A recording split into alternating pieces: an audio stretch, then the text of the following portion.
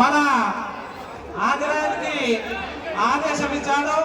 మరి కొద్దిసేపట్లో అదిగో ఆ యొక్క రావణ దహన కార్యక్రమం జరుగుతుంది. స్వామివారిని వీక్షించి స్వామివారిని విజయదశమి రోజు వీక్షించి స్వామివారి కృపకు పాత్రలు కాగలరు. అందరూ ఒకసారి జై శ్రీరామ్. అందరికి ఇష్టమైన నామం శ్రీరాముడు, జై శ్రీరామ్.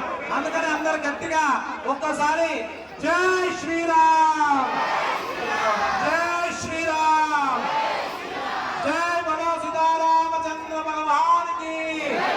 గట్టిగా జై బలో సీతారామచంద్ర భగవానికి, జై బలో సీతారామచంద్ర భగవానికి.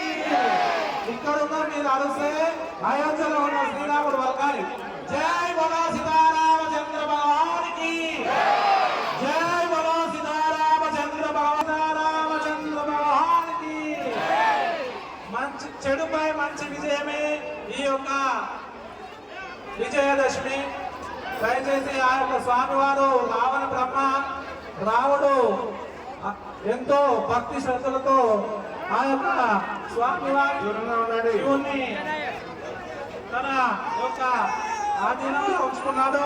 అలాంటి స్వామివారికి తన అహంకారమే కాబట్టి ఆయన అహంకారంతో ఆ యొక్క స్వామివారి కోపానికి తను కోపోద్రుక్తులై ఆయన అదిగో అదిగో అదిగో స్వామివారికి